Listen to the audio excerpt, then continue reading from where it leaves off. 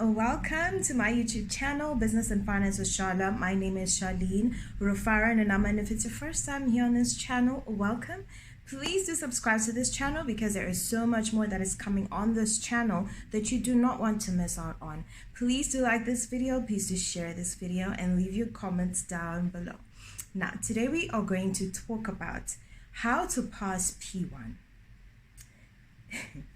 Now, guys, I'm gonna say this to you. P1 is not a joke. Guys, I'm gonna be honest with you. I'm gonna be very honest with you guys. So it took me 5 times to pass P1. Guys, this is a very sensitive topic for me. A Golden Key member from the University of Pretoria, a subject that I studied in university already. It took me 5 attempts in order to pass that exam. Guys, it's that bad. P1 is not a joke. It's not here to play. You know, P1 is that subject that's going to introduce you to CIMA.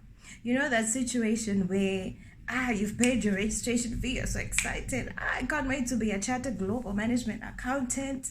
I'm here, I can do this, you know. And then you get in E1, first attempt pass. You get in again, F1, first attempt pass. And then you get in and you meet P1. Guys, P1 is gonna say to you, welcome to CIMA. Now, let's begin. Guys, P1 is not a joke.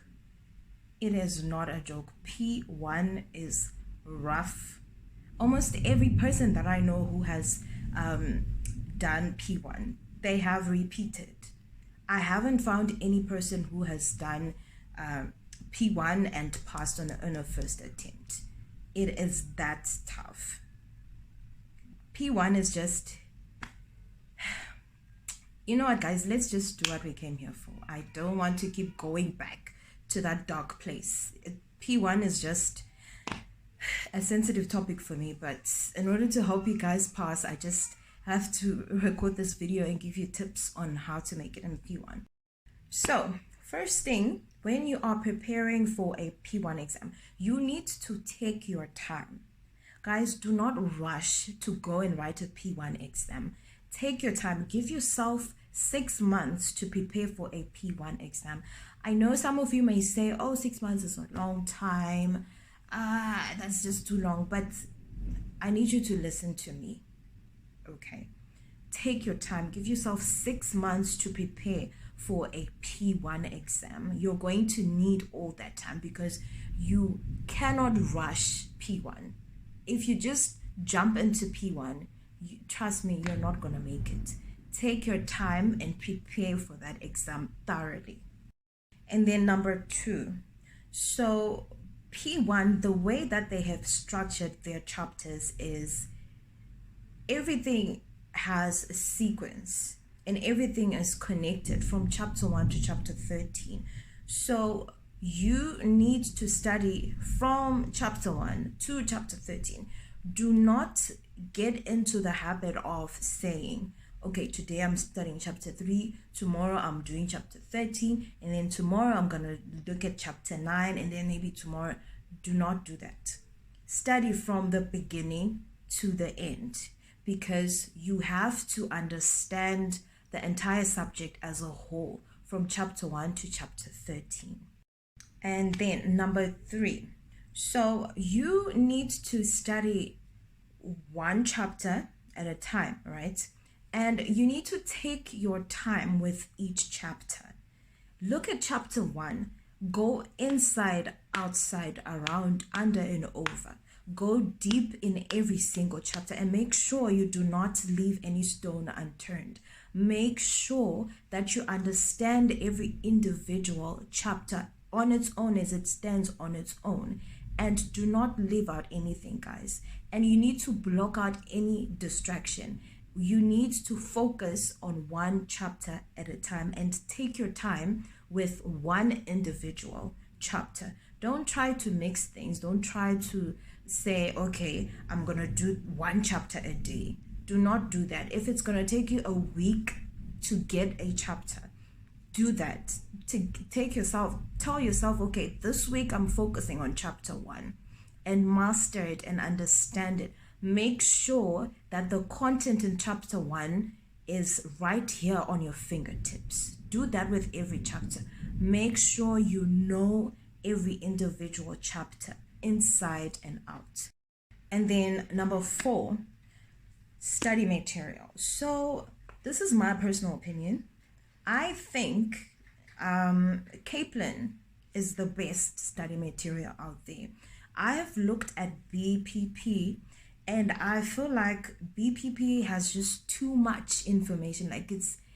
I feel like some of the information is not necessary. And also Astranti is good, but like the information, it just confuses me. There's just a lot going on there. With Kaplan, it's so precise and it's so concise. So you get to focus on the things that are actually going to come in the exam. You're going to focus on the important stuff, okay? And I think that the Kaplan study text is enough, and I think that the Kaplan exam kit is sufficient for your exam practice. But if you need extra practice, then I suggest that you buy the what do you call them? The aptitude test. Yes, that's a good practice question set. So you can just go on the CIMA website and you can look for the aptitude test for the P1, and it sort of like forces you to do it under exam conditions because it's timed anyway.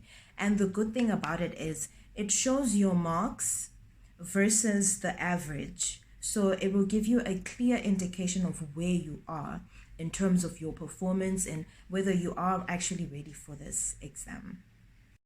And then number 5, so I got so desperate to pass P1 to the extent that I would go on LinkedIn and I would look at those people who post that, hey, I passed my P1, and yay, congratulations, I passed my P1. And I would just ask them, like, what did you do to pass? Can you just give me some advice?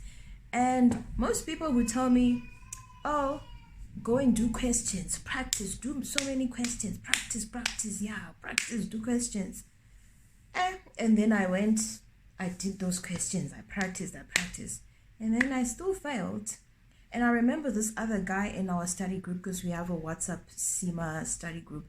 He was like, with P1, you have to throw away your study text and you have to focus on your exam kit. Just do questions, and just do questions, you'll pass. Guys, that is the worst mistake that you would ever do. Of course, people are different. They've got different study patterns. But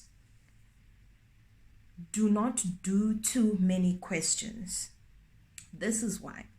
So CIMA does not have a fixed way in which they ask questions, right? So if you practice too many questions from too many different sources, you do Kaplan, you go and you do BPP, and then you go and do Astranti, this is what's going to happen. You're going to get used to a specific approach to a question, right?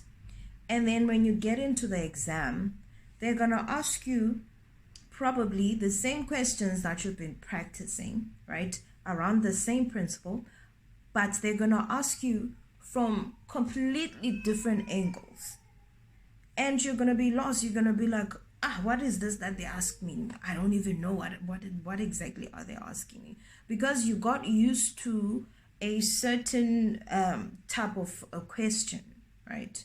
So I would say, do not do too many questions, right? Focus on your study text. Know your chapters inside and out, and then make use of one set of exam kits. If you're studying with BPP, just do BPP questions. If you're starting with Kaplan, just do Kaplan exam kits. If you're getting your study material from Astranti, just do your Astranti questions for practice. Okay, do not do too many questions. You're gonna be so confused when you get into the exam. If you need that extra practice, like I said, just buy the CIMA aptitude test, and that should be sufficient. Okay, number 6. So if you are starting the operational level from the very beginning, I would suggest that you write your objective test in this particular order. So start off with E1. E1 is very easy, it's just theory, right? And then your second exam should be F1. F1 is a little bit tough, it's accounting, but it's doable. You can pass F1 on a first attempt. And then end off with P1. Reason being, P1 is very tough, and you're going to get discouraged if you start P1 from the very beginning, and you're going to feel like, oh, maybe this is not for me, maybe CIMA is not for me, and then you give up, you look for something else to study. So if you start off with E1 and F1, right, and then you get into P1 and you find that it's very difficult and challenging, the fact that you've already passed E1 and F1 is going to encourage you to keep going, because you're going to say, oh, but I'm only one exam away from writing a case study exam, so let me just keep pushing, let me just keep going so that I get to the operational case study exam and move on to the managerial level. And then lastly, guys, you need to pray. With P1, you need prayer. You need God to help you with P1, because your efforts alone are not gonna be enough. Pray before you study, guys, and ask God to help you to understand. Pray before you go into the exam. Yeah, guys, I wish you all the best. Okay, please do let me know in the comments below how your P1 exam went, and thank you so much for watching. I will see you in the next video. Bye.